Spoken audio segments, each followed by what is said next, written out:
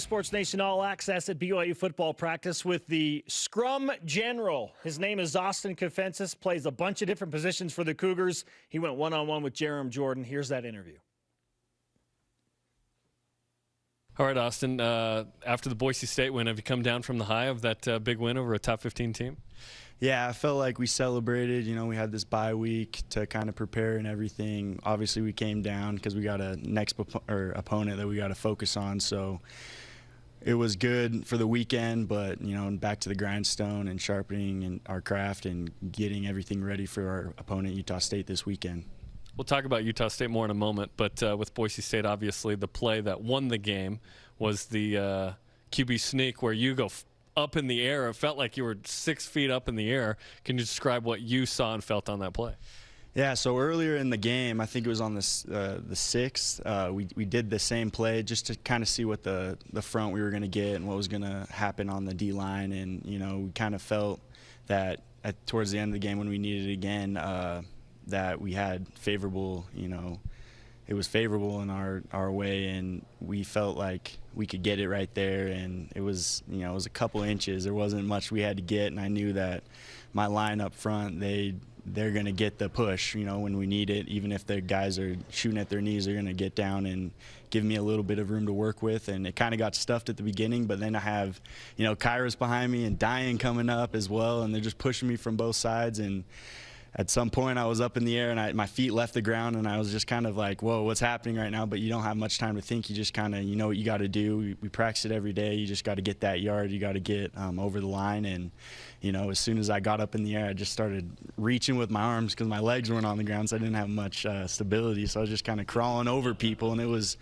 crazy because when you see some of the pictures and stuff, it's just 22 people on one pile, and it's just like, you got one guy that's like crawling over everything, but everything underneath, like I couldn't even imagine being the people on the bottom of the pile, but they're the ones that started it and got it going. And that's, I mean, my credit goes out to everyone else on the team. I just happened to have the ball and, you know, get over in the amount that we needed. So, I mean, I give credit to everyone that was on that as well as the coaches. It was great, you know.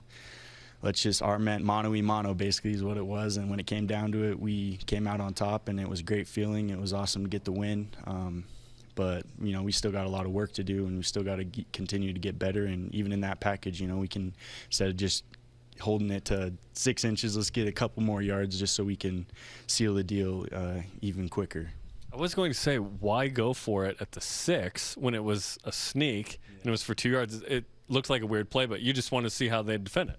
Yeah, I mean, I think there was a couple. We wanted to see how they were going to defend it. We might have gone and done another play after that. I don't really know what the play calling was going to be after that, but I just knew that, you know, when we were huddled at the end on that, you know, when they were reviewing it, I was looking at Coach because we were all huddled up, and I was like, you know, they shot at our lineman's knees, and I think I can get over. The first one I got 2 yards, and I didn't even. It opened up pretty quick, so I know this was towards the end of the game, and there was a lot more emotion in it on the defensive side as well for those guys to stop us. But I think that was definitely like played a factor, as we wanted to see what they were going to give us, you know, what we could do off of it. And you know, when push comes to shove, Coach believed in me and the scrum team, and we came out and we performed. When you leave your feet at that point, how are you trying to push forward, because you can't get any leverage from the bottom? So are you just completely dependent on those pushing you forward at that point? To be honest, that's something we've never even practiced like that. I've never practiced going 6 feet in the air. Yeah, I don't think that's ever like even happened. And you know, it gets pretty hairy during practice because we have more than 11 guys out there. We try and get as many as we can just because it gives us a better look, a harder look. So we sometimes are going up against 20 guys, but we're not like tackling each other. So I've never really gone up against, you know, well, my feet are in the air, what do I need to do after that? At that point, it was just like, all right, just play with heart and try and get that first, because I know the whole team and everyone in the stands is depending on me to get that. So, I mean, having those guys behind me, I know Kairos, there's pictures of him holding onto my legs and everything, and I'm basically on his shoulders, and he's like pushing me forward, and it's ridiculous. You know, you can, if you watch the video, you can see as soon as those two guys push behind me, we get a big push after that. And it's nothing you prepare for, but it's everything you want, because when you get those opportunities, that's your time to kind of go out there and shine. And yeah, I got it, but the whole team really got it. It wasn't just me, and I give credit to everyone that was on that team. What did that win mean to this group, having come off of 2 disappointing losses to Toledo and South Florida, and in comes a top 15 team? You're playing the backup quarterback, the fourth-string running back, the third-string quarterback. Yet this team figured it out, and it felt like the most well-coached, well-prepared game of the season. Yeah, I think we just had a different mindset. We know our team has a lot of talent, and our guys are really smart, and we need to be in we know what places we need to be in, and we watch a lot of film, and study the offenses that we go up against, and as well as our offense, they study the defense. Everyone prepares really well here.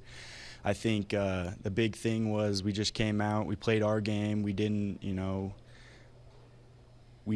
try and do too much, do too little. We worked throughout the week, got better each game, or each day, I should say, in each practice, and we just kind of focused on our football and what we know how to do. And I think the games prior, where we came off of a loss, we were focusing on, some of the wrong things. And I think this game, it all came together. We still have a lot of work to do, like Boise is a good team, but, that's midway through the season. We still got, 6 more games to focus on, and that's just kind of the beginning. I hope it jump starts us and continues to push us forward and get better each week, but that's all you can really hope for, is just put your head down, go to work each and every day, because you haven't arrived. You never arrived, so just got to keep working and doing your part and doing what you can to help the team out. What do you think about Utah State, a team that looked really good, had their worst performance of the year, which is sort of annoying in terms of, wait, are they that team or are they a better team, right? You're going to assume the best. But a 4-3 team up in Logan this Saturday. It's going to be it's a rival game. It's going to be a great game. There's going to be a lot of emotion in this game as well. We consider Boise a rival game, but Utah State is also a rival game. It's a huge one. They came up here last year and they beat us, so we're going to try and go down there and, have a good outcome like we did last week. But, it starts today. It actually started last week because we had a bye week, but, we got to carry into this week with the same mentality we had last week and just keep getting better and preparing and working hard and getting our minds right and our bodies right. And, we'll see what happens on Saturday, but I'm pretty confident in our team and how we're preparing and how we're working. What's the connection and relationship like with Gary Anderson? Because if I'm not mistaken, you went to Wisconsin to go with Gary Anderson, right? Yeah. So, it's a good relationship. I haven't really talked to him much since, but I never really – he left right before I even got up there. So he recruited me up there, but I never really got to experience him coaching me. But, the relationship's good. I'll probably go see him after the game, say what up, but – other than that, it's just business. That's how it is. That's what happens in college football. I'm here now. I'm happy where I'm at, and I'm pleased to be here. And for those that don't know, you had, I think, 15,000 yards in total, or 20,000 yards in high school, 120 touchdowns.